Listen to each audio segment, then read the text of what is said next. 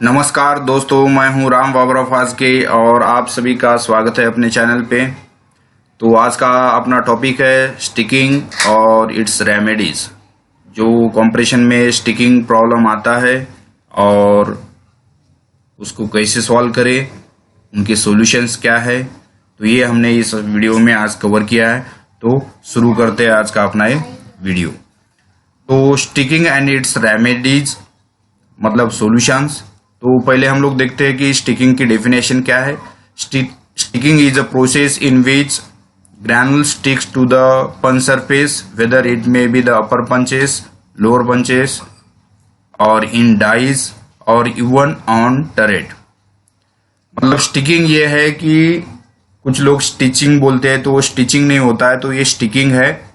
तो ये वीडियो खास करके जो न्यू कमर्स हेल्पर्स है, ऑपरेटर्स है, या बी फॉर्म फ्रेशर्स या एक्सपीरियंस पर्सन्स है, उनके लिए है। तो स्टिकिंग ये है कि जो भी ग्रैनुल्स है, ब्लेंड है, जो अपर पंच में या लोअर पंच में स्टिक कर सकता है, चिपक सकता है। पाउडर पंचेस को चिपकना या डाइज में या टरेट पे, तो इसको हम लोग स्टिकिंग प्रॉब्लम कहते हैं। तो ये अपर पंच में हो सकता है, लोअर पंच में हो सकता है, या डाइज में हो सकता है, इवन ऑन टरेट में भी हो सकता है।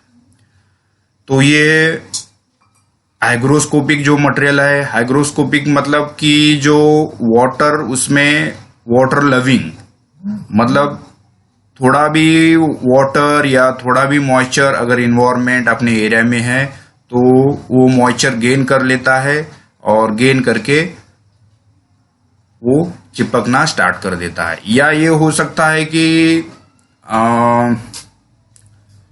मॉइस्चर सेंसिटिव है, जैसे वही मॉइस्चर गेनिंग, मॉइस्चर सेंसिटिव, जैसे ही मॉइस्चर उसको मिलती है तो वो चिपकना स्टार्ट कर देता है। तो ड्यूरिंग ऑपरेशन में हो सकता है ये, या जैसे कि उसको इन्वायरमेंट से कांटेक्ट आ गया तब भी वो मॉइस्चर गेन कर सकता है। तो sticking is probably related to engraved letters, जहां टैबलेट्स में एनग्रेविंग लेटर्स या मोनोग्राम, जैसे कि कुछ लेटर्स लिखे हुए हैं या मोनोग्राम है, कुछ ब्रांड होता है किसी किसी कंपनी का, या कुछ लेटर्स होते हैं, किसी का स्ट्रेंथ होता है, स्कोर लाइन होती है, ब्रेक लाइन होती है। तो ये जिस टैबलेट्स में, जिस फॉर्मुलेशन में ये लेटर्स होते हैं, तो उन केसेस में मैक्सिमम स्टिकिंग आने के चांसेस आते हैं। तो ये भी लेटर्स अगर शार्प है तो इनकी जो शार्प ऑब्जेक्ट्स के कारण ये स्टिकिंग प्रॉब्लम ज़्यादा आता है।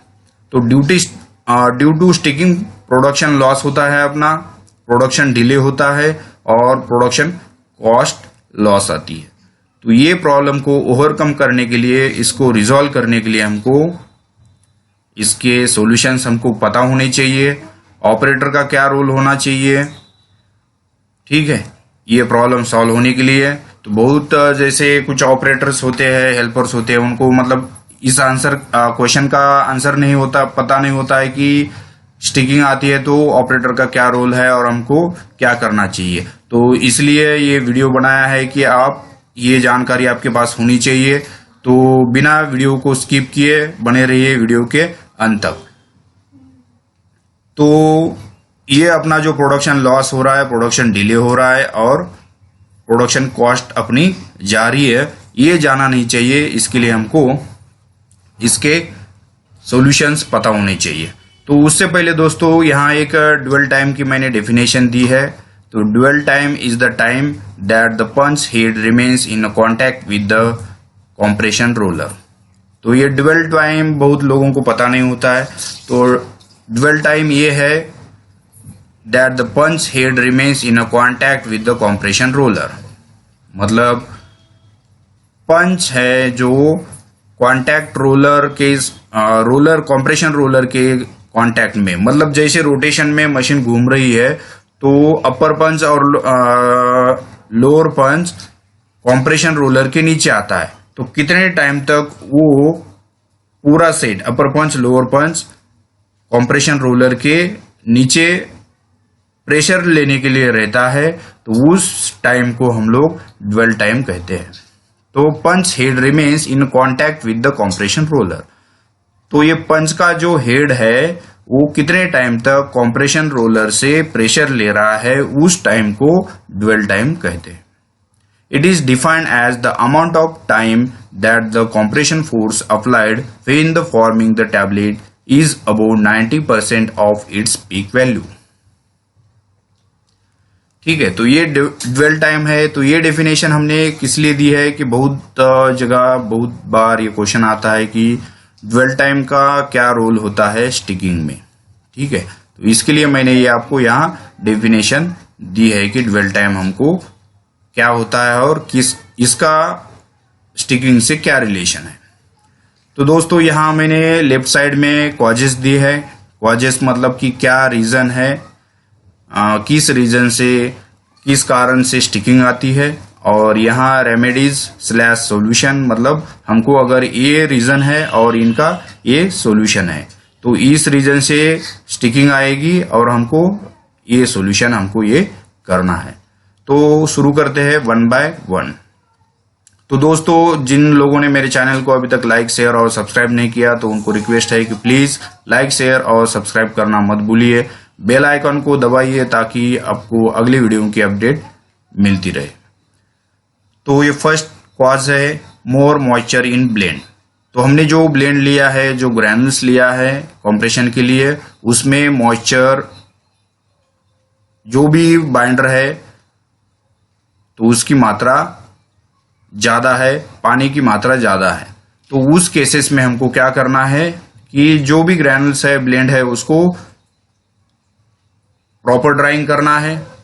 अगर आपके पास रीड्राइंग की मतलब ऑप्शन है तो रीड्राई कर सकते हो, अगर नहीं है तो नेक्स्ट टाइम से हमको वो जो भी ब्लेंड है उसको ड्राई प्रॉपर करना है और स्लैश करके Elodie with in limit, Elodie loss on drawing, जो लॉस ऑन ड्राइंग जो एलओडी है हमको विद इन लिमिट में मेंटेन करना है।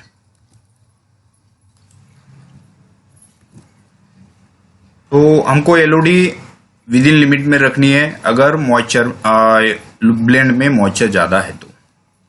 दूसरा है एलओडी एट हायर साइड। ये दोनों के मीनिंग सेम ही है।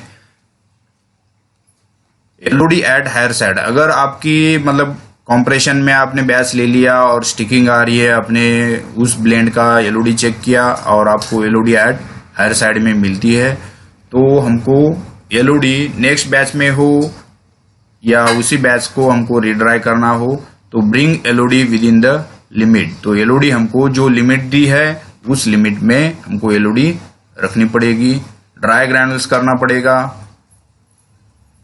ठीक है, नेक्स्ट है लुब्रिकेशन इज नॉट प्रॉपर। अगर जो ब्लेंड है उसका लुब्रिकेशन प्रॉपर तरीके से नहीं हुआ है, लुब्रिकेंट की क्वांटिटी कम हो सकती है या लुब्रिकेशन जो स्पेसिफाइड टाइम है 5 मिनट्स के लिए या जो भी है टाइम, उतने टाइम में लुब्रिकेशन नहीं हुआ तो आपको प्रॉपर लुब्रिकेशन करना है।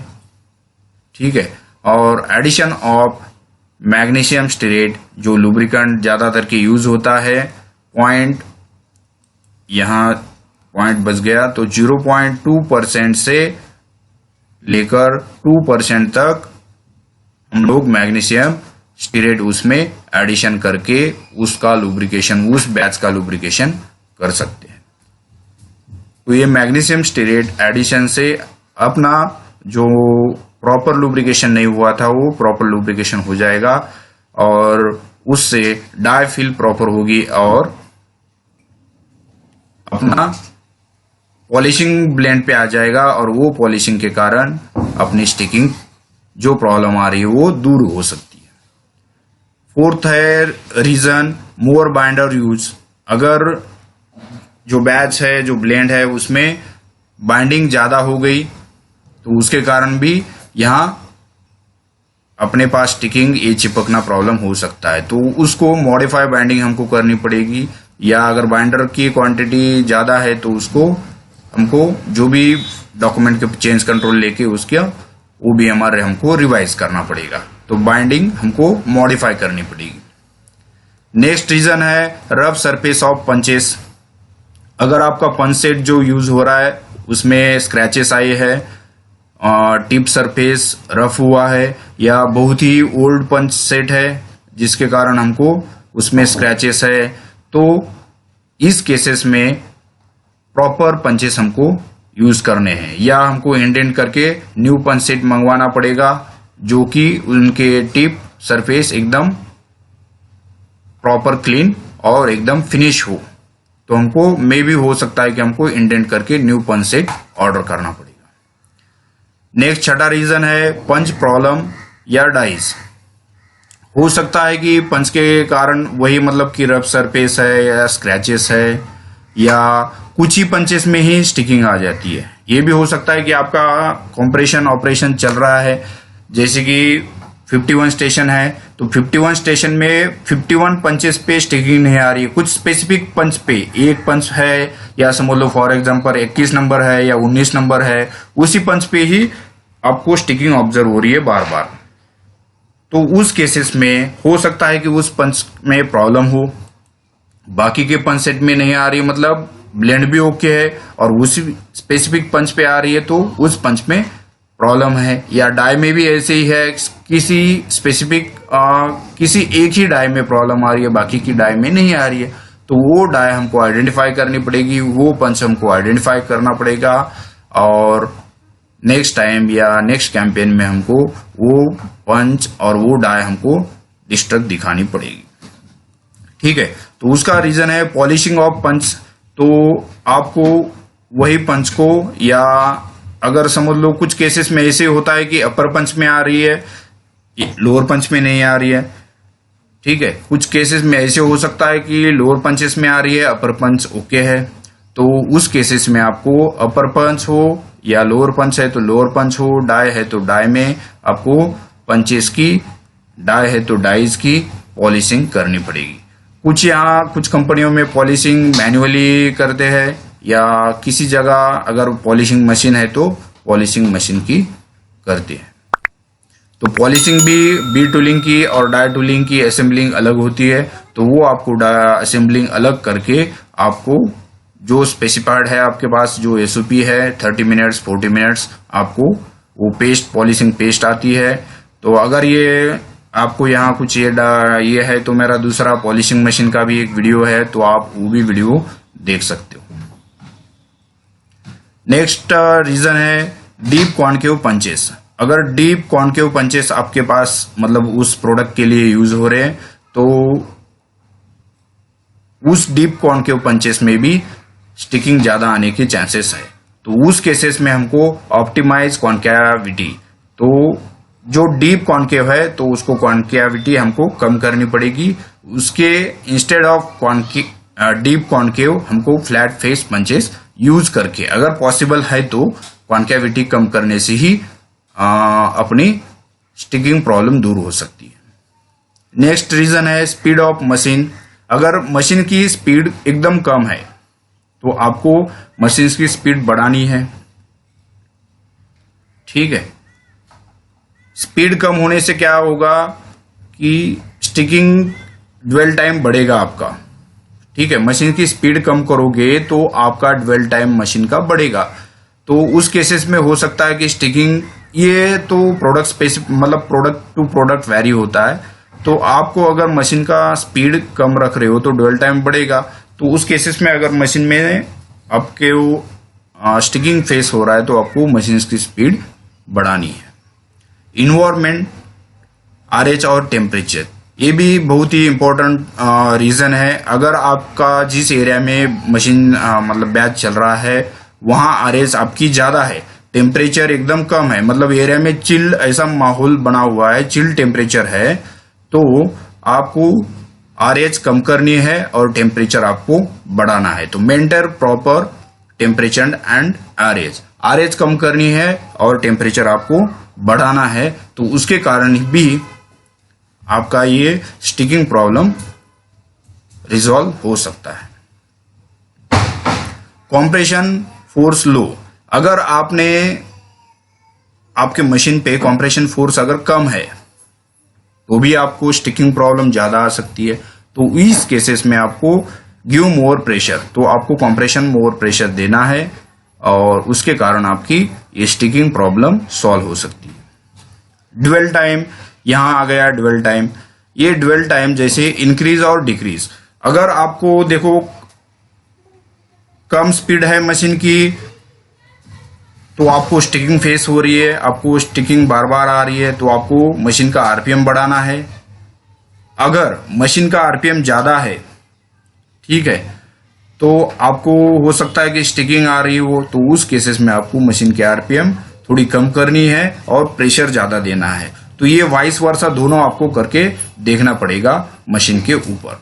तो ड्यूअल टाइम, अगर आप मशीन का आरपीएम बढ़ाओगे तो आपका ड्यूअल टाइम कम होगा, और अगर मशीन के आरपीएम आप कम करोगे तो आपका ड्यूअल टाइम बढ़ेगा। ठीक है, तो ये दोनों भी आपको, ये स्टिकिंग प्रॉब्लम में आपको दोनों भी ये ऑप्शन करके देखने पड़ेंगे।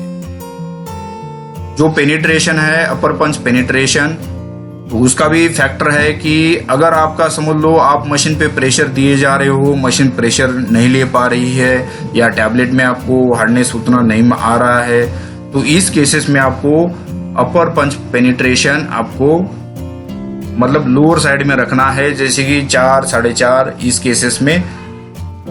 तो उससे क्या होगा कि आपको प्रेशर आप मशीन पे दे पाओगे, मशीन आपकी प्रेशर लेगी। Lower the penetration to get the compression force, तो आपको पेनिट्रेशन जैसे आप कम करोगे तो आपका थोड़ा फोर्स बढ़ेगा, और फोर्स आने के कारण आपका स्टिकिंग प्रॉब्लम सॉल्व हो सकता है। तो आशा करता हूं कि दोस्तों ये कॉजेस और रेमेडीज जो स्टिकिंग के लिए थी, जो स्टिकिंग हमको जो भी प्रॉब्लम आता है जहां भी, तो आपको ये रीजन मैंने लिए है और उनके सॉल्यूशन यहाँ देने की कोशिश की है। तो आशा करता हूं कि आपको ये वीडियो काफी फायदेमंद होगा। अगर आपको इसमें से ही कोई डाउट है या आपके पास भी इससे भी और कोई सॉल्यूशन है तो आप मुझे कमेंट्स कर सकते हो, और करते रहो #knowledgeDP इंटरव्यू की तैयारी, बने रहो हमारे साथ। थैंक्स फॉर वॉचिंग, और आप आई बटन जो है उनको चेक करके और डिस्क्रिप्शन जो वीडियो का है वो चेक करके आप मेरे दूसरे वीडियोज की जो लिंक है वो देख सकते हो। और जो कम्युनिटी टैब है, कम्युनिटी टैब में मैं क्वेश्चन एंड आंसर्स शेयर करता रहता हूँ, तो आप भी वो कम्युनिटी टैब चेक कर सकते हो अगली जानकारी के लिए। तो मिलते हैं अगली वीडियो में कुछ नया टॉपिक के साथ, तब तक जय हिंद, जय भारत।